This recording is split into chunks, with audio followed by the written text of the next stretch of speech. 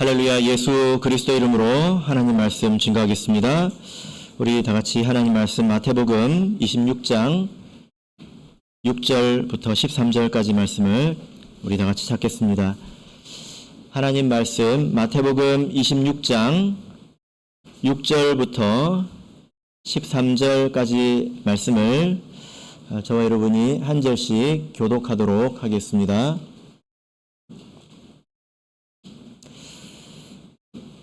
마태복음 26장 6절. 예수께서 베다니 문둥이 시몬의 집에 계실 때에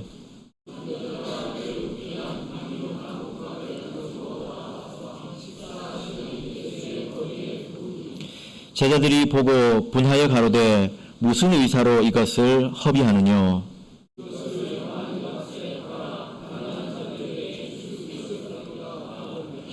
예수께서 아시고 저에게 이르시되 너희가 어찌하여 이 여자를 괴롭게 하느냐? 저가 내게 좋은 일을 하였느니라.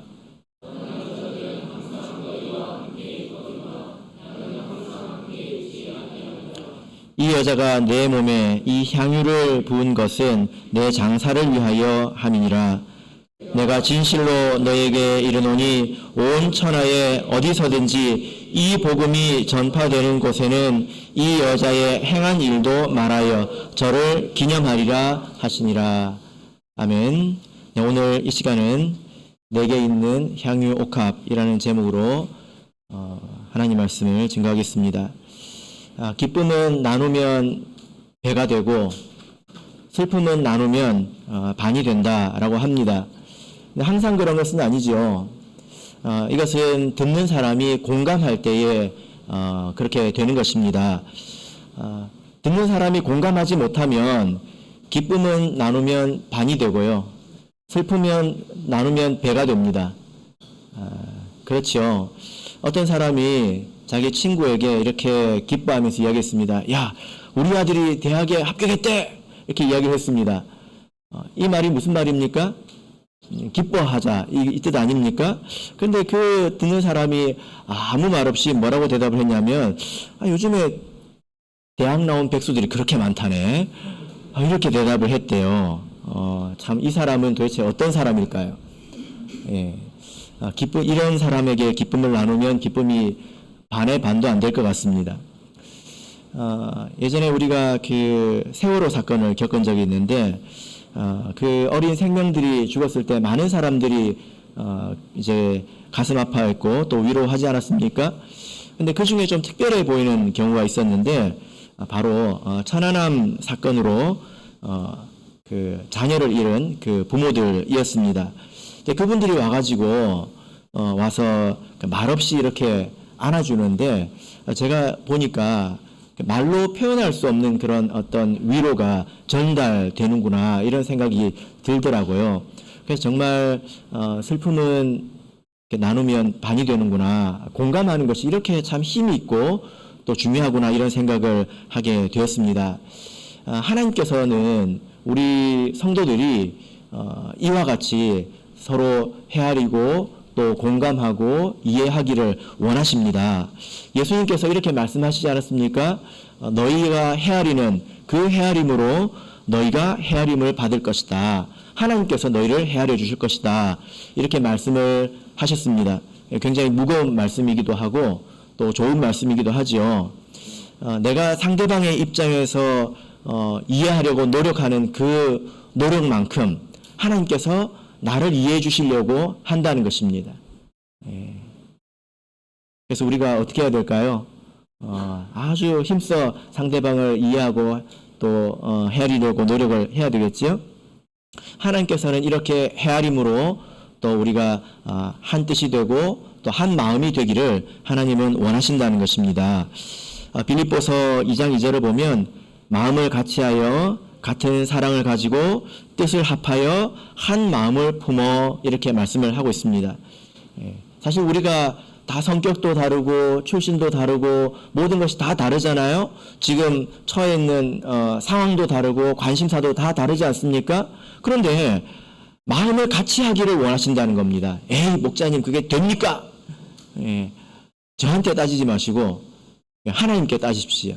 하나님은 이것을 원하신다는 것입니다. 우리가 다 다르지만 마음을 같이 해서 같은 사랑을 가지고 뜻을 합하여 한 마음을 갖기를 원하신다는 것입니다. 이게 하나님의 뜻입니다. 사실 생각해보면 이것이 당연한 말씀이잖아요. 우리 교회는 예수님의 몸입니다.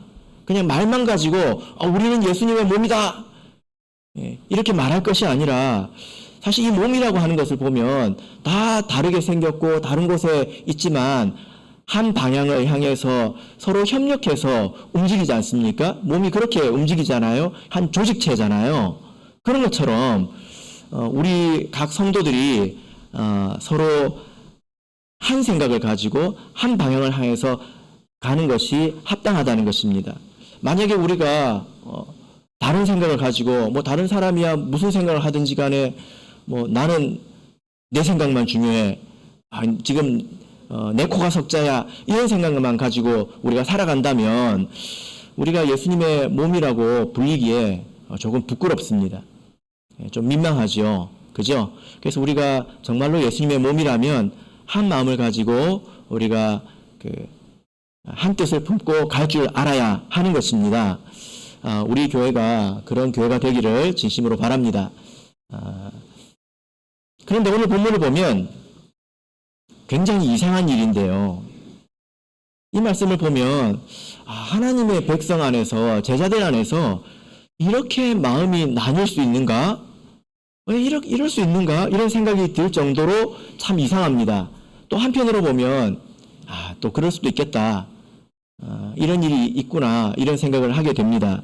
자, 오늘 이 사건은 예수님께서 십자가에 달리시기 며칠 전의 일입니다. 어디서 일어난 일일까요?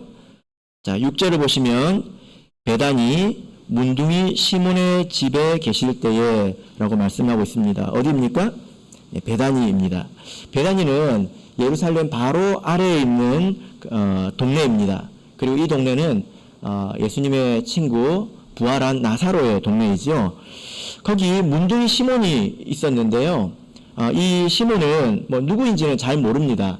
그러나 한때 문둥이였다가 이제 아마도 거의 확실하게 예수님의 은혜로 치유받아서 지금 다시 동네 안으로 들어왔을 것입니다. 문둥이는 동네 안에 살 수 없잖아요. 동네 밖에 지내야 되지 않습니까? 그런데 그가 이제 치유받아서 이렇게 들어왔을 거라는 것입니다. 이제 전해 내려오는 전설에 따르면 이 시몬은 나사로의 아버지다, 이런 이야기도 있고요. 또 마르다의 남편이다, 이런 이야기도 있습니다. 근데 확인된 바는 없습니다. 전설 같은 이야기죠. 어쨌든 문둥이 시몬의 집에서 이렇게 식사를 하고 계셨습니다. 자, 그런데 예수님께서 거기서 이제 이렇게 식사를 하고 계실 때에 갑자기 이 한 여인이, 사실 성경 오늘 본문에는 나와 있지 않지만 다른 곳에는 나와 있습니다. 이 여인의 이름이 뭘까요? 마리아입니다. 마리아. 이 여인 마리아가 귀한 향유를 가져와서 예수님의 머리에 그리고 몸에 이것을 부었습니다. 이 향유는 어떤 것일까요? 예. 자, 우리 참고로 마태복음 14장 3절을 보겠습니다.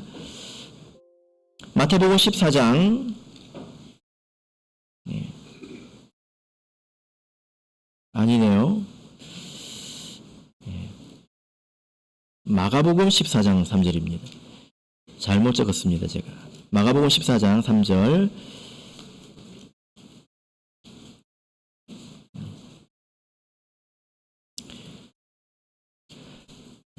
자, 마가복음 14장 3절 같이 읽겠습니다. 시작.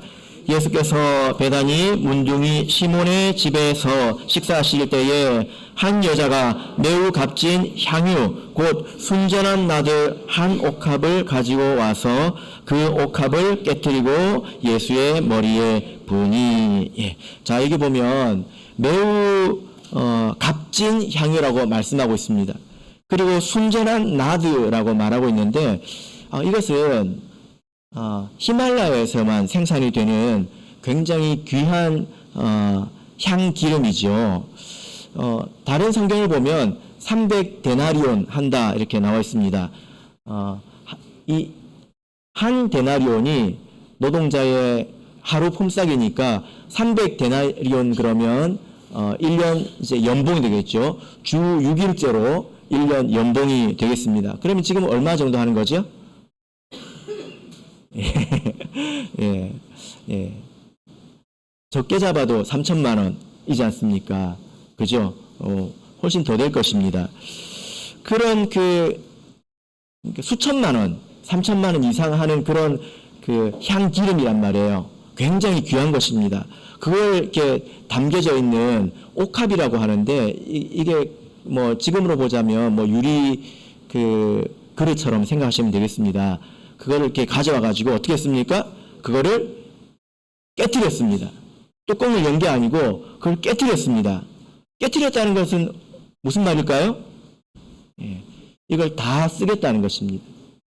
뚜껑을 열었으면 조금 쓰고 뚜껑을 닫는 거겠죠. 깨뜨렸다고 하는 것은 이렇게 쓰고 다시 담지 않겠다는 거예요. 이걸 다 쓰겠다는 것입니다. 이런 일을 했다는 거죠. 그래서 이 일이 상당히 논란이 되었는데요. 자, 어떤 일이 있었을까요? 자, 마태복음 26장 8절 9절 보겠습니다. 갑자기 이 마리아가 와서 이런 일을 했는데 이때 제자들이 어떻게 이야기를 했을까요? 자, 8절 9절 읽겠습니다. 시작. 제자들이 보고 분하여 가로되 무슨 의사로 이것을 허비하느뇨? 이것을 많은 값에 팔아 가난한 자들에게 줄 수 있었겠도다 하거늘. 예. 그 모습을 보고 제자들이 깜짝 놀라서 마리아를 책망하기 시작했습니다. 왜 그렇게 비싼 것을 허비하느냐? 그것을 비싼 값에 팔아가지고 가난한 자들에게 주면 그들에게 얼마나 유익하겠느냐 하고 책망을 했다는 것입니다. 이 말을 한 사람은 누구일까요? 예, 유다이죠. 예, 유다입니다. 요한복음 12장 6절을 보면 이렇게 말함은 가난한 자들을 생각함이 아니요 저는 도적이라 돈꾀를 맞고 거기 넣는 것을 훔쳐가미러라. 유다가 정말 가난한 자들을 생각해서 한 말이 아니라 그렇게 하면 자기가 어느 정도 이렇게 가져갈 수 있었을 텐데 이런 심보를 했다는 것입니다. 근데 오늘 본문에는 그런 말이 안 나오잖아요. 그죠? 그냥 제자들이라고 하고 있습니다. 이 말은 유다가 앞서서 그렇게 말을 했을 때에 다른 제자들도 동조했다는 것이죠. 다른 제자들도 그래, 그랬어야지 이렇게 뒤에서 같이 화가 났다는 것입니다. 제자들이 왜 그랬을까요? 제자들이 왜 이렇게 화를 냈을까요? 유다처럼 다 도둑놈들이었을까요?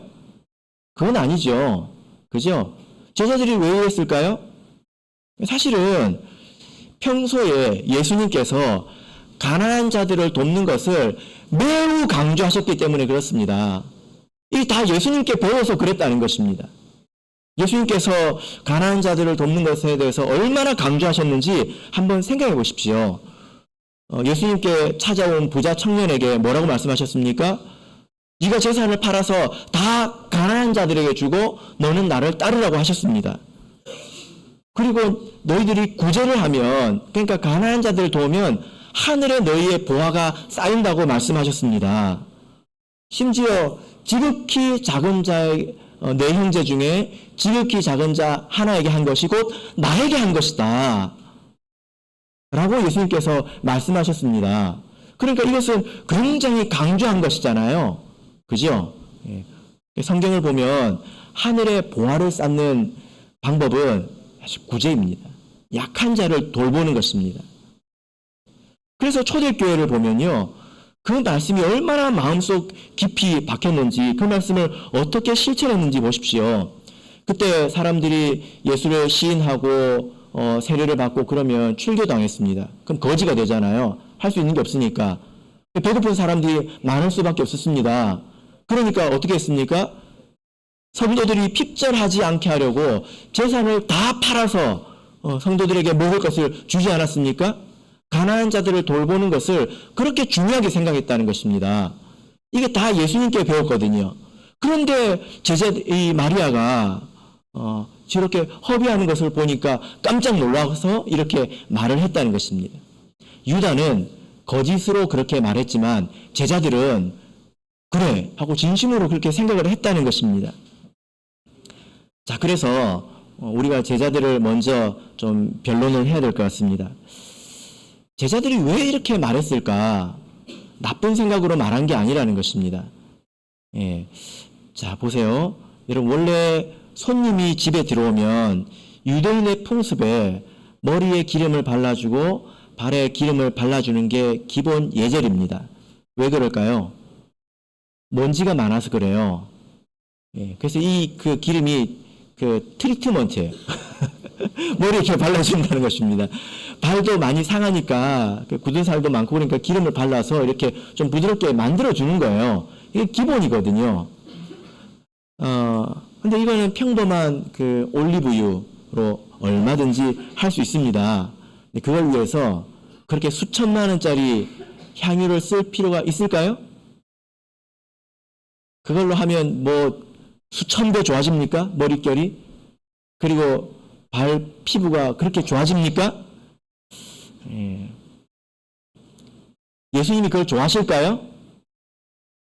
예수님은 검소한 분이십니다. 그죠? 예. 예수님은 검소한 분이신데 비싼 거 수천만 원짜리를 드리면 예수님께서 야 너밖에 없다 이렇게 좋아하실까요? 그런 분일까요? 상식적으로? 예, 그렇지 않겠죠. 그죠? 그래서 차라리 팔아서 가난한 자들에게 주지. 사실 이 말은 원래라면 예수님이 하셨을 만한 말이기도 합니다. 그죠? 그래서 이 말이 틀린 말은 아니라는 거예요. 예, 제가 원래 이걸 물어보려고 그랬는데 예, 제가 답을 말했습니다. 이 말이 완전히 틀린 말은 아니라는 것입니다. 예, 가는 곳마다 예수님께 비싼 거 대접해드리고 그러면 예수님께서 야 너밖에 없다 역시 너밖에 없다 그러실까요? 예수님은 그런 분이 아니거든요.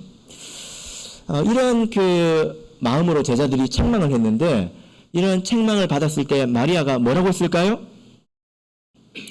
예, 뭐라고 했을까요? 예, 아무 말도 하지 않았습니다. 그 여자가 아무 말도 하지 않았습니다. 자, 그때 예수님께서 마리아를 대신해서 제자들에게 말씀을 해주셨는데요. 예수님의 대답을 보면 좀 충격적입니다. 예수님은 이렇게 말씀을 잘 하시는 것 같아요. 부드럽게 말씀하시지만 그 안에 이제 핵펀치가 담겨져 있습니다. 예수님께서 뭐라고 하셨을까요? 10절 읽어보겠습니다. 10절 읽겠습니다. 시작. 예수께서 아시고 저에게 이르시되 너희가 어찌하여 이 여자를 괴롭게 하느냐 저가 내게 좋은 일을 하였느니라. 어찌하여 이 여자를 괴롭게 하느냐. 여러분 이 말을 잘 생각해 보세요. 부드러운 말인 것 같지만 이 속에는 핵펀치가 담겨져 있습니다. 아주 심한 책망이라는 거예요. 너희들이 하는 그 말은 마리아를 올바른 길로 인도하는 그런 말이 아니라 이게 괴롭게 하다는 것이 때리다는 뜻이거든요. 예, 매질한다는 뜻입니다. 너희들이 왜 이 마리아를 때리냐? 이 마리아를 매질하느냐? 이런 말입니다. 그러니까 마리아의 마음이 이때에 그 말을 들었을 때에 매질 당하는 것처럼 굉장히 괴로웠다는 것입니다. 고통스러웠다는 거죠. 여러분 이 말이 별말이 아닌 것 같지만 우리 이제 경상도 사람들은 말을 일단 세게 하잖아요. 듣고 보면 별것도 없는데 그래야 이제 감정이 좀 실리는 것 같은데 이 말을 찬찬히 한번 생각해 보십시오. 만약에 예수님께서 지금 이 자리에 오셔가지고 저한테 요셉 목자야 너 자꾸 그렇게 성도들을 괴롭힐래? 너 왜 그렇게 성도들을 괴롭게 하냐? 그러면 제가 되게 충격을 받을 것 같습니다. 여기까지 말하겠습니다. 당황스러울 것 같아요. 아니 나는 예수님께 배운 말씀을 지금 가르치고 있는데 뭘 하라는 거지? 뭐가 잘못된 거지? 당황스럽고, 제가 때리면 잘못한 거지 않습니까? 매질을 한 건 잘못한 거잖아요. 어떻게 해야 되는 거지? 뭐지? 이런 그 혼란과, 그리고, 그럼 그동안에 내가 다 잘못한 건가? 이런 이제 좌절과 이런 걸 느끼지 않겠습니까? 제자들도 되게 이렇게 혼란스러워 할 만한 그런 상황이 되었다는 것입니다. 제자들이 지금 옳은 말을 한 것 같은데 왜 예수님께서 지금 이런 책망을 하고 계신가? 이것이 중요하죠. 자, 그래서 예수님께서 지금 상황에 대해서 말씀을 해주고 계십니다. 이 말씀을 들어보면 사실 참 이상한데요. 자, 11절, 12절을 보겠습니다. 11절, 12절 읽겠습니다. 시작. 가난한 자들은 항상 너희와 함께 있거니와 나는 항상 함께 있지 아니하리라. 이 여자가 내 몸에 이 향유를 부은 것은 내 장사를 위하여 함이니라. 그러니까 마리아가 이렇게 내 몸에 향유를 부은 것은 나를 손님으로서 접대하기 위한 그런 유대인의 풍습을 따른 것이 아니라 내 장례를 예비하려고 한 것이다. 이렇게 말씀을 해주신 것입니다. 마리아가 아무 말 없이 예수님께 그것을 했지만 예수님은 다 알고 계셨다는 것입니다. 자, 우리 요한복음 19장을 보겠습니다. 요한복음 19장 39절 40절 요한복음 19장 39절 40절을 보겠습니다.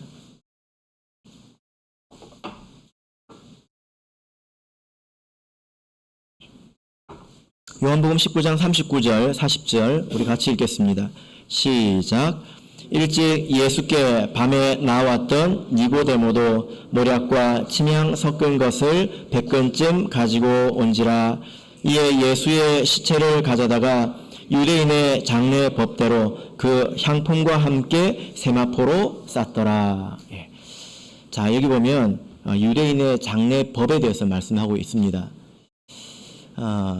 이 법은 율법은 아니고요. 관습을 말합니다. 유대인들이 장례를 치르는 관습에 대해서 말씀을 하고 있는데 어떻게 하는 것입니까? 예수님을 세마포에 쌉니다. 아주 흰 천으로 예수님의 그 시신을 이렇게 싸는데요. 그냥 싸는 게 아니라 그 안에 무엇을 넣습니까? 향품과 함께 이렇게 싸는 것을 볼 수 있습니다. 그 향품이 얼마나 되냐면 39절을 보면 모략과 침향 섞은 것을 100근쯤 100근이면 몇 킬로입니까? 몇 킬로죠? 우리나라로 치면 60킬로지 않습니까? 예수님 몸무게가 몇 킬로 정도 됐을까요? 65킬로요. 제가 생각할 때 좀 덜 됐을 것 같습니다. 65킬로면 지금도 뭐 저 정도 되거든요. 저보다 좀 날씬하지 않았을까요? 제 소망 몸무게가 65킬로인데 고등학교 1호 된 적이 없지만 그 예수님을 그 수십 킬로 향과 함께 쌌다는 것입니다. 머릿속에 그려지십니까? 엄청나게 많은 것과 함께 싼 거잖아요. 그죠? 왜 그러냐면 이스라엘 사람들은 사람이 죽으면 이것을 썩을 때까지 무덤에다가 둡니다. 그럼 썩잖아요. 다 썩으면 뼈만 남습니다. 언제 썩어 하겠죠. 요즘 사람들은 잘 안 썩어요. 한 10년 간대요. 10년. 왜 그럴까요? 방부제를 하도 많이 먹어가지고 10년 간대요. 진짜입니다. 근데 옛날 사람들은 방부제를 안 먹어가지고 빨리 썩습니다. 그럼 그 썩는 동안에 냄새가 엄청 나거든요. 그 냄새를 중화시키려고 이렇게 향품을 같이 싸는 겁니다. 다 이제 썩으면 나중에 살이 다 썩어서 이제 뼈만 남으면 그 뼈를 모아다가 그 가족들 묘에 합장을 합니다. 이게 유대인의 관습이거든요. 그러니까 이 마리아는 예수님의 장례를 미리 이렇게 준비했다는 거예요. 왜 그럴까요? 지금 이때밖에는 못 하거든요. 마리아는 이때밖에 못 해요. 자, 이 상황을 생각해 보면 여러분 참 이상합니다. 왜냐하면 제자들은 아무것도 하지 않았거든요. 근데 마리아는 이걸 했단 말이에요. 이게 생각해보면 생각하면 할수록 정말 이상합니다.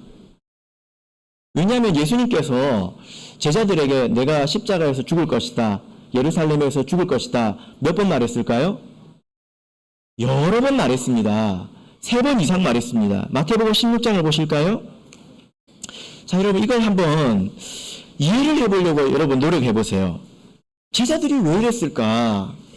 왜 이랬을까? 한번 노력해보시기 바랍니다. 마태복음 16장 21절 자, 읽겠습니다. 마태복음 16장 21절 읽겠습니다. 시작. 이때로부터 예수 그리스도께서 자기가 예루살렘에 올라가 장로들과 대제사장들과 서기관들에게 많은 고난을 받고 죽임을 당하고 제3일에 살아나야 할 것을 제자들에게 비로소 가르치시니, 예수님께서 죽으실 것을 비로소 가르쳤다는 것입니다. 그 전까지는 가르쳤다는 거예요? 안 가르쳤다는 거예요? 안 가르쳤어요. 왜 안 가르쳤을까요? 다 도망갈까봐. 예수님에 대한 믿음이 생기고 예수님에 대한 지식이 생겼을 때 비로소 말씀했다는 것입니다. 가르쳤지요? 그죠? 17장 22절을 보겠습니다. 17장 22절 23절 자, 읽겠습니다. 시작. 갈릴리에 모일 때에 예수께서 제자들에게 이르시되 인자가 장차 사람들의 손에 넘기워 죽임을 당하고 제3일에 살아나리라 하시니 제자들이 심히 근심하더라. 제자들이 들었습니까? 안 들었습니까? 들었죠. 자, 20장 17절을 보겠습니다. 20장 17절. 자, 여기서 상당히 구체적으로 말씀하십니다. 상당히 구체적으로. 자, 17절에서 19절 읽겠습니다. 시작. 예수께서 예루살렘으로 올라가려 하실 때에 12 제자를 따로 데리시고 길에서 이르시되 보라, 우리가 예루살렘으로 올라가노니 인자가 대제사장들과 서기관들에게 넘기움에 저희가 죽이기로 결단하고 이방인들에게 넘겨주어 그를 능욕하며 채찍질하며 십자가에 못 박게 하리니 제3일에 살아나리라. 예수님께서 굉장히 지금은 구체적으로 말씀을 하시지 않습니까? 그리고 이렇게 죽을 것이다 라고 말씀하신 것뿐만이 아니라 그 죽음의 의미, 예수님께서 왜 죽으시느냐, 왜 죽으실 수밖에 없느냐, 그 이유도 말씀하셨습니다. 28절 보겠습니다. 28절 읽겠습니다. 시작. 인자가 온 것은 섬김을 받으려 함이 아니라 도리어 섬기려 하고 자기 목숨을 많은 사람의 대속물로 주려 함이라. 심지어 오늘 본문을 보시면 26장이잖아요. 2절을 보실까요? 언제 이런 일이 생긴다까지도 말씀하셨습니다. 마리아의 집에, 시몬의 집에 가기 전에 26장 2절 읽겠습니다. 시작. 너희의 아는 바와 같이 이틀을 지나면 유월절이라 인자가 십자가에 못 박히기 위하여 팔리우리라 하시더라. 자, 여러분, 정말 놀라운 것은 예수님께서 이렇게 여러 번 구체적으로 그리고 그 의미에 대해서 모든 것을 다 말씀하셨는데 제자들은 아무것도 하지 않았다는 것입니다. 마치 모르는 사람처럼요. 예수님의 죽음에 대해서 예비하는 사람은 이 여인 하나밖에 없었다는 것입니다. 이것에 대해서 생각해 보십시오. 만약에 여러분 같으면 어떻게 하셨겠습니까? 만약에 여러분이라면 예수님께서 지금 이제 예루살렘에 올라가시면 죽으신다 라면 여러분은 내가 지금 뭐라도 해야 되지 않나? 뭘 해야 되나? 그런 생각을 당연히 하지 않겠습니까? 그런데요, 예수님과 수년을 함께 다닌 이 제자들은 마치 모르는 사람 같습니다. 아무것도 하지 않습니다. 왜 그럴까요? 여러분, 이것을 어떻게 이해할 수 있을까요? 어떻게 이해할 수 있을까요? 이유가 있습니다. 이게 다 욕심 때문이거든요. 다 욕심 때문입니다. 제자들은 자기 그 기대가 있었는데요. 예수님께서 예루살렘에 가시면 왕이 될 줄로 알았습니다.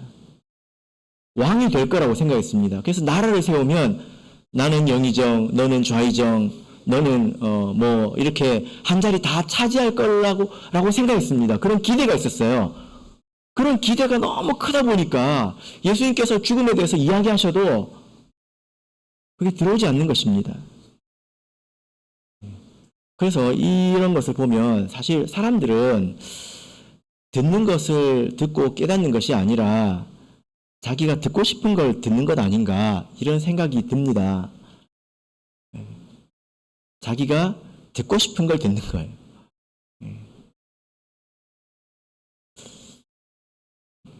그렇게 오랫동안 많은 말씀을 들었고 예수님 옆에 있었지만 마리아처럼 깨닫지 못했습니다. 지금 무엇을 해야 될지 깨닫지 못했다는 거예요. 여러분, 그래서 욕심이 사람을 어둡게 만듭니다. 욕심이 사람을 미련하게 만들고 미혹되게 만든다는 것입니다. 반면에 이 마리아는 어떤 사람이었습니까? 마리아는 참 훌륭합니다. 성경에서 그에 대해서 많이 기록하고 있지 않지만 이 모습은 기록하고 있습니다. 누가복음 10장을 보겠습니다. 누가복음 10장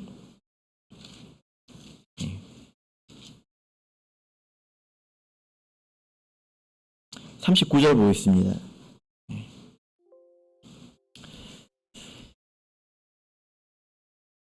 자, 이제 우리가 마리아는 왜 이렇게까지 했을까?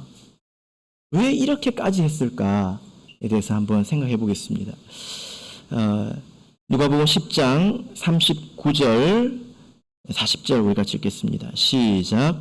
그에게 마리아라 하는 동생이 있어 주의 발 아래 앉아 그의 말씀을 듣더니 마르다는 준비하는 일이 많아 마음이 분주한지라 예수께 나아가 가로되 주여 내 동생이나 나 혼자 일하게 두는 것을 생각지 아니하시나이까 저를 명하사 나를 도와주라 하소서.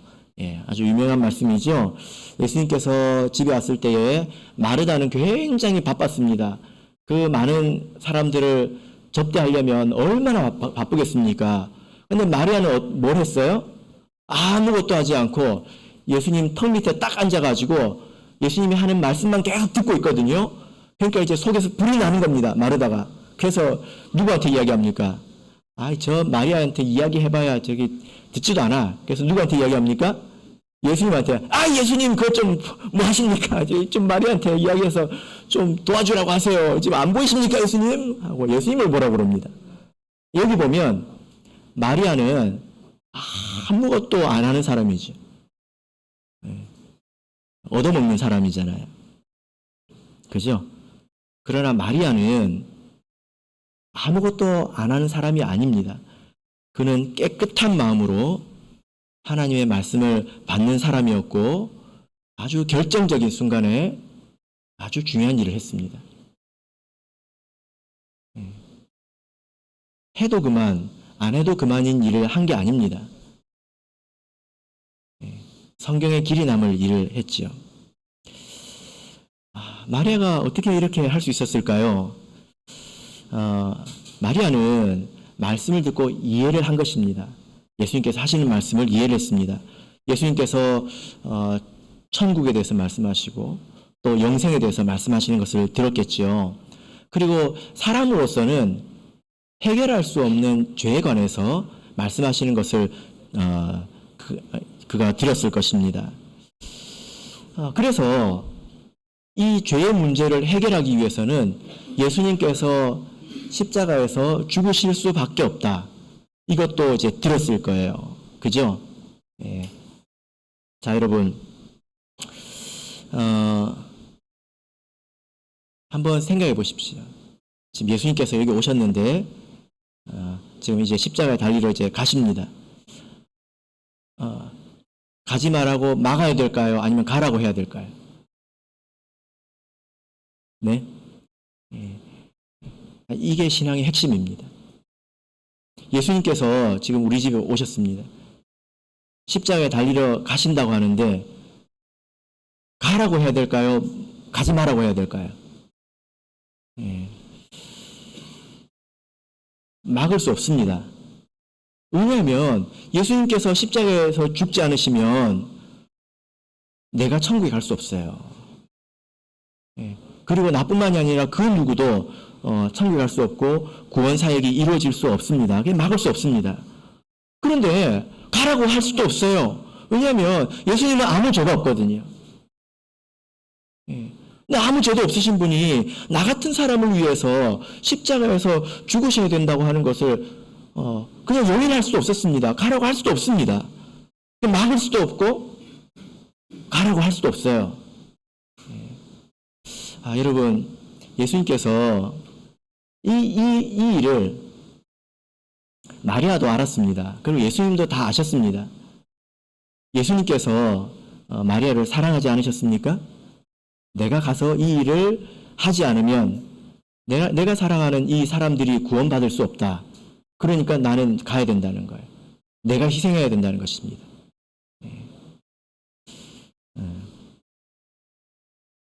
나를 사랑하시는 예수님께서 십자가로 가신다는 것입니다.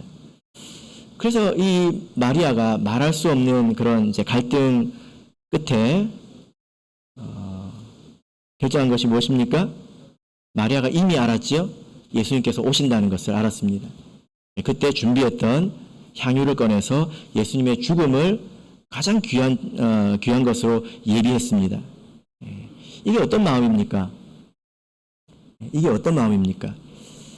여러분, 굳이 이렇게 귀한 것으로 해야 되느냐? 이것은 아직 뭘 모르는 것입니다. 우리가 신앙생활을 하면서 좀 되도록 안 했으면 좋겠다 생각되는 말이 굳이 이렇게까지 해야 되느냐, 이런 표현인데요. 이것은 사랑으로 우리가 밖에는 이해가 안 되는 것이거든요. 예수님께서 나를 사랑하시고 마리아가 예수님을 얼마나 사랑했겠습니까? 그죠? 엄청 친했단 말이에요. 귀하게 생각했단 말입니다. 근데 그분이 죽어야 된다고 생각하니까 자기 마음이 너무 괴로운 것입니다. 근데 그 죽음이 누구 때문입니까? 자기 때문이거든요. 그래서 가장 귀한 것으로 예비한 것입니다. 여러분, 신앙생활은 바로 이런 것이 신앙생활입니다. 예수님의 죽으심을 알고 예수님께서 나를 사랑하시는 것을 알고 그것이 동력이 되어서 내가 주를 섬기는 것이죠. 그래서 우리가 신앙생활을 하면서요, 계속 우리가 생각해 봐야 되는 것이 있는데, 그게 뭐냐면 나는 무엇으로 움직이는가, 이것을 계속 생각해 봐야 합니다. 나는 무엇으로 움직이는가. 우리 교회 성도님들께서 제가 보면 요즘에 자기가 이렇게 맡은 일들을 모두 다 열심히 하시는 것 같습니다. 주방에서도 열심히 하시고 학생들을 가르치는 것도 열심히 하시고 청소나 여러 가지 봉사도 다 열심히 하시는 것 같습니다. 그런데요, 그 가운데서도 계속 생각해 봐야 되는 것이, 열심히 하지만 동력은 다 다를 수 있다는 것입니다. 내가 왜 열심히 하는가? 다른 사람 다 열심히 하는데 내가 열심히 안 하면 이상하잖아요. 그래서 열심히 할 수도 있습니다. 분위기가 좋으니까. 왜 열심히 합니까? 이 마리아가 왜 하필 굳이 이 비싼 향유옥합을 드렸는가? 그게 이해가 되어야 합니다. 그리고 그 마음으로 내가 예수님께 섬겨야 된다는 것입니다. 그게 신앙생활이죠. 그죠? 그래서 오늘 우리 에스더회가 찬양을 불러주셨는데, 저는 하나님께서 딱 예비해 주신 것 같아요. 어떤 찬양을 불렀습니까? 다시 나와서 불러야 되겠네요. 사랑 없으면 아무것도 아닙니다. 이게 무슨 말입니까? 마리아는 예수님께 향유를 드린 것이 사랑으로 한 것이라는 겁니다. 예수님께서 자기를 사랑하는 것을 알고 사랑으로 이 일을 했다는 것입니다. 그렇게 해서 드린 것이 아니면 아무것도 아니라는 거예요.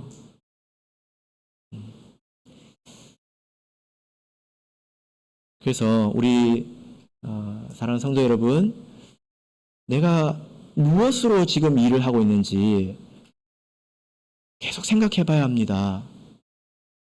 사실 여러 가지 동력이 있습니다. 사람을 움직이게 하는 여러 가지 동력이 있습니다. 근데 그 중에는 하나님 보시기에 부정한 것들도 있습니다. 천국 가려고 하는 것 좋지요. 근데 사랑이 없으면 의미가 있을까요? 어떤 사람은 봉사를 하는데 지옥에 가지 않으려고 합니다. 지옥에 안 가기 위해서. 하나님 보시기에 합당할까요? 사랑이 없으면 소용이 없다는 것입니다. 그래서 우리가 신앙생활하면서 예수님의 사랑을 느껴야 합니다. 예수님께서 나를 사랑하신다는 것을 느껴야 합니다. 그리고 그것을 예수님께 돌려드리려는 마음이 있어야 된다는 거예요. 그것을 놓고 기도하셔야 합니다. 형식적인 신앙생활이 얼마나 많은지 생각해 보십시오. 어떤 분이 시를 적었는데요. 사랑이 없이는 이해할 수 없는 그런 마음입니다. 제가 읊어드릴게요. 목소리는 별로 안 좋지만 잘 들어보시길 바랍니다.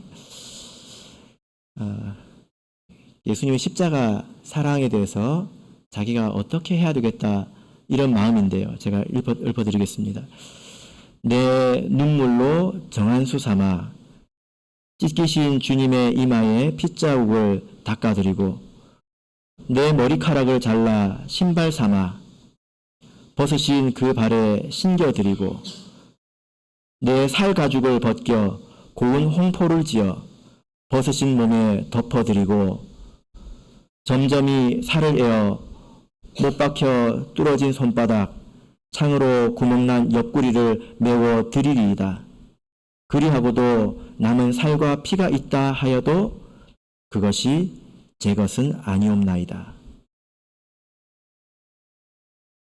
여러분, 어떤 한 사람이 자기의 눈물로 예수님을 씻어드리고 내 머리카락을 잘라가지고 신발을 만들어서 예수님께 신겨드리고 내 살 가죽을 다 벗겨서 예수님 벗으신 그 몸을 입혀드리고 내 이 살을 다 도려내서 예수님께서 찔리고 찢기신 그 구멍난 곳을 다 메워드리고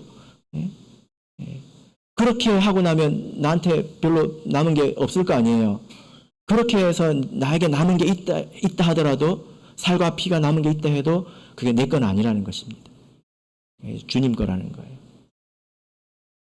여러분, 이것이 사랑이 아니고서 이해될 수 있겠습니까? 내가 안식일에 교회 오고 11조 바치고 그럼 나 할 거 다 한 거 아니야? 굳이 그렇게까지 해야 돼? 이것은 사랑이 없는 것이지요. 마리아는 예수님을 붙들 수도 없고 또 그리고 가라고 할 수도 없는 그런 상황에서 자기가 할 수 있는 것을 한 것입니다. 그의 죽으심을 준비한 것입니다. 이 말씀을 통해서 여러분 우리가 어떤 교훈을 삼을 수 있을까요? 이 제자들의 모습을 보면 사람이 얼마나 잘못 듣기가 쉬운가, 얼마나 이 귀가 굽어지기가 쉬운가에 대해서 생각을 해보게 됩니다. 욕심이 있으면 예수님께 들어도 제대로 듣지 못한다는 것입니다. 욕심이 있으면. 그래서 내 귀가 굽어지진 않았는지, 내가 내 마음대로 듣고 있지는 않은지 정말 우리가 자신을 잘 돌아봐야 합니다. 제자들은 사도 아닙니까? 그리고 마리아를 통해서 우리가 교훈을 얻게 되지요. 마리아는 아무것도 안 하는 사람 같았지만 그런 말씀을 듣고 깨끗한 마음으로 말씀을 듣고 깨달은 사람이었습니다. 그래서 언제 무엇을 해야 될지 알았습니다. 예수님이 거기에 잠시 머물다 가셨거든요. 근데 그것을 붙들었습니다. 지혜가 있었다는 것입니다. 그리고 자기의 가장 귀한 것을 드릴 수 있는 힘이 있었다는 것입니다. 여러분, 우리가 이제 다 같이 하나님을 섬기고 살아가고 있는데요. 사실 우리가 다 이게 부족합니다. 내가 지금 무엇을 해야 될지, 또 그걸 언제 해야 될지, 그걸 내가 잘 몰라요. 그리고 뭘 한다 하더라도 두렵습니다.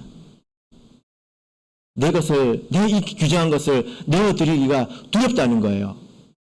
때를 아는 지혜도 없고, 그걸 드릴 만한 그런 마음도 부족하다는 거죠. 여러분, 그것이 어디에서 왔습니까? 마리아는 말씀을 듣고 예수님의 사랑을 아는 것에서 온 것입니다. 사랑이 없으면 아무것도 아닙니다. 여러분, 오늘 이 안식일에 교회 오시면서 어떤 마음으로 오셨습니까? 사랑으로 오셨습니까? 나를 사랑하시는 예수님, 또 내가 사랑하는 성도들을 보러 내가 간다. 사랑으로 오셨습니까? 말씀의 결론 맺겠습니다. 섬김의 기회가 항상 있는 게 아닙니다. 교회도 때가 있고 자기 개인의 삶에도 다 때가 있습니다. 우리 삶에서 가장 중요한 때를 알고 그때에 여러분의 향유 옥합을 주님께 드리시기를 예수 그리스도 이름으로 축복합니다. 우리 다 같이 찬송하겠습니다.